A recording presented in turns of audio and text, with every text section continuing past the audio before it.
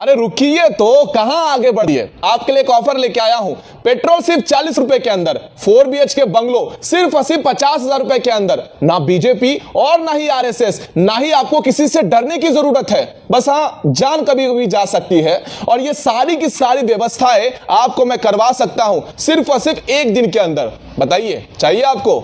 Location बता देता हूं, काबुल, कंधार, यानी कि आपका प्यारा अफगानिस्तान। गुरुद्वारे में नमाज पढ़वाकर भाईचारा की मिसाल देने वालों, कभी आंख खोलकर तो देख लो। शाहीन बाग के अंदर लंगर खिलाने वालों, अपनी आंख की पट्टी तो हटा लो।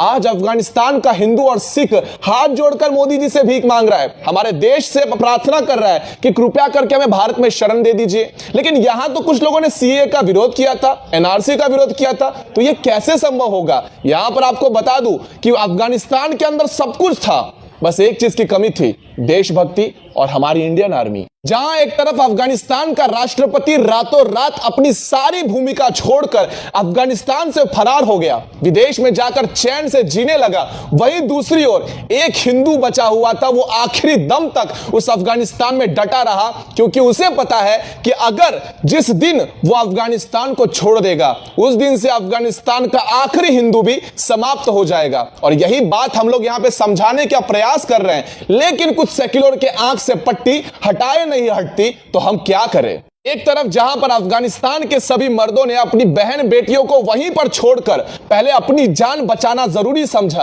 और दूसरी ओर हम हिंदुओं ने अक्सर अपनी बहू बेटियों की मर्यादा के लिए अपनी गर्दन भी कटवा ली थी, लेकिन कभी भी उनकी इज्जत पर आंच आने नहीं दिया। यही दिखाता है कि हमारे पूर्वजों ने कितना बड़ा समर्पण और कितना बड़ा त्याग किया है हमें बचाने के लिए। लेकिन कुछ लोगों के दिमाग से आज ये चीज हट नहीं रही कि क्या आखिर उनके सामने पेट्रोल सस्ता चाहिए या फिर राष्ट्र को बचाना जरूरी है। भाई ये सारी बातें, राष्ट्रवादी की बातें हमसे ना किया करो, हम हिंदू हैं, हमें तो सिर्फ और सिर्फ पेट्रोल सस्ता चाहिए, टमाटर 20 रुपए चाहिए, और यहाँ पे आलू प्याज जो है वो 2-2, 3-3 रुपए हमें चाहिए। हमें इस राष्ट्रभक्ति से कोई लेना देना नहीं है, क्योंकि हम लोग वो हैं जिन्होंने महाराणा प्रताप को भी घास की रोटी खाने पर मजबूर कर दी थी। हमने अफगानिस्तान से लड़ने वाले पानीपत के योद्धाओं को मरने के लिए छोड़ दिया था। छत्रपति शिवाजी महाराज को भी हमने ऐसे ही छोड़ दिया था, क्योंकि हमारे लिए सिर्फ और सिर्फ यही मायने रखता है कि पेट्रोल कितना सस्ता है, और इसी पेट्रोल के लिए हम मर जाएंगे, लेकिन कभी भी राष्ट्रभक्ति के लिए आगे नहीं आएंगे। यही तो हमारी सबसे बड़ी खूबी है। खैर हटाइए, इन सारी बातों से हमको क्या लेना देना है? हमको तो सीए और एनआरसी का विरोध करना है, अपने सिख भाइयों का विरोध करना है, अपने हिंदू बांधवों का विरोध करना है, और हाँ, खास करके जितने भी रिफ्यूजीज अफगानिस्तान के मुसलमान होंगे उनका समर्थन करना है।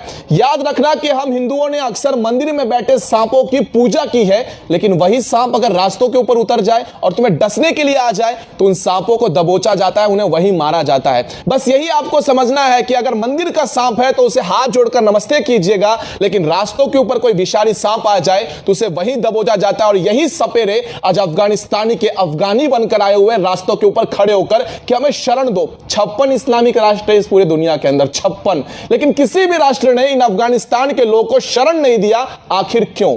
और इसी हिंदुस्तान को धर्मशाला बनाकर ये लोग रहने आएंगे। 10 साल बाद कहेंगे कि हमें नागरिकता दो, उसके 10 साल बाद कहेंगे कि हिंदुस्तान किसी के बाप का थोड़ी है। चलिए जाते जाते आपको एक मजेदार कहानी सुना के जाता हूं। सऊदी अरब के अंदर मक्का मदीना है, और इस मक्का मदीना में 20 लाख एसी वाले टेंट है। कितने हैं? 20 लाख, जिसके अंदर 40 लाख से ज्यादा अफगानिस्तानी के अफगानी शरणार्थी बनकर रह सकते हैं। लेकिन मजाल है कि एक भी एसी का टेंट इन अफगानिस्तान के लोगों के लिए खुला छोड़ दिया जाए? नहीं, क्योंकि मक्का मदीना किसी के बाप का थोड़ी है, और ना ही उन्हें शरणार्थी के रूप में स्वीकार किया जाएगा। यहां पर बात समझ में नहीं आ रही कि एक मुसलमान को स्वीकार नहीं कर रहा, और दूसरी ओर हिंदुस्तान में रहने कर लोगों को डर लगता है हिंदुस्तान के अंदर, लेकिन कुछ लोग चाहते हैं कि अफगानिस्तान के अफगानियों को हिंदुस्तान में शरण देना चाहिए, और उसके बाद ये लोग कहेंगे किसी के बाप का हिंदुस्तान थोड़ी है। गजब करते हो साहब। तब तक के लिए राम राम।